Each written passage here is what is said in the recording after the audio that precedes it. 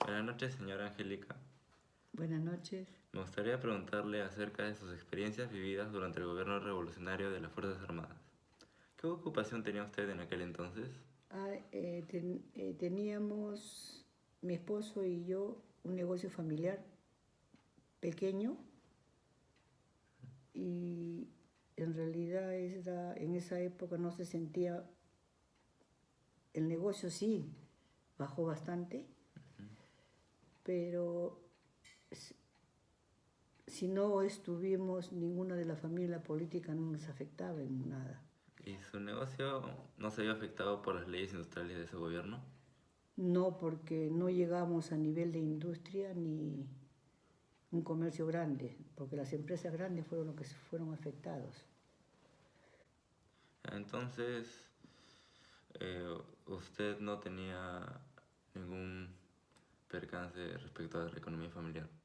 Necesidades siempre se ha tenido, pero uno ya vivía de acuerdo a sus posibilidades. ¿Y cómo se veía en general en esa época? En general, se vivía tranquilo, porque como decía que la gente se adaptaba a sus ingresos y a sus... Además, no había tanta población como ahora, ¿no?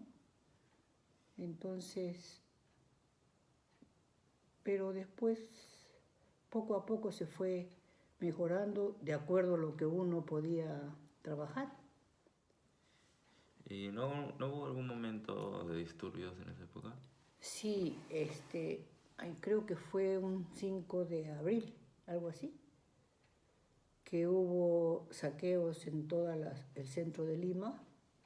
Creo que era por el descontento de la gente o de las Fuerzas Armadas porque hubo huelga policial, creo algo así.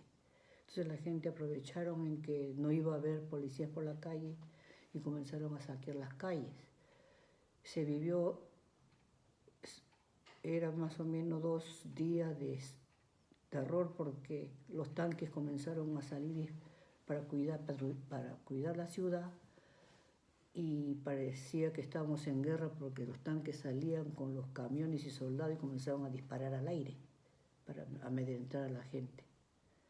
Y volviendo a las leyes industriales, ¿cómo afectó a la economía del país? Aunque a un comienzo la gente estuviera muy contento porque era el boom de ser un obrero, ya pasaba a ser propietario con esa ley de la industria. Pero ¿qué pasa? Como eran gente que no tenían estudios ni preparadas para poder mantener la fábrica en constante crecimiento, los dineros que ganaban de más comenzaron a despilfarrarlos y no cuidaban las maquinarias. Y una medida similar se tomó durante la reforma agraria. ¿Crees que fue una buena medida en ese campo? También fracasó todo lo que eran las haciendas azucareras en el norte. En ese tiempo se abastecía todo el Perú con el azúcar nacional. Después, cuando vino la reforma, fracaso de la reforma, ya no había, como los obreros no hacían el mantenimiento de las maquinarias, ya llegaban a producir el 10% de lo que era la producción de azúcar y teníamos que importar el azúcar.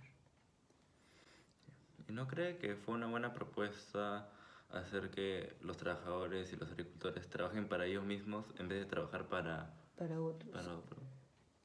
Pero siempre y cuando estuvieran preparados, porque generalmente no tenían la preparación, pues no podían en esa época. Quizás si los hubiera preparado primero y entregar a la gente capacitada, ¿no? Para que lo maneje.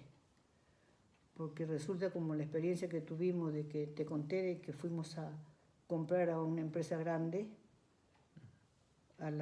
eso fue la fábrica Trébol, fuimos a comprar, necesitamos un water y fuimos a hacer la compra, pagamos todo, pero cuando le dijimos quién lo va a cargar, el vigilante que estaba en la puerta dijo que él no lo cargaba porque ya eran dueños de la empresa.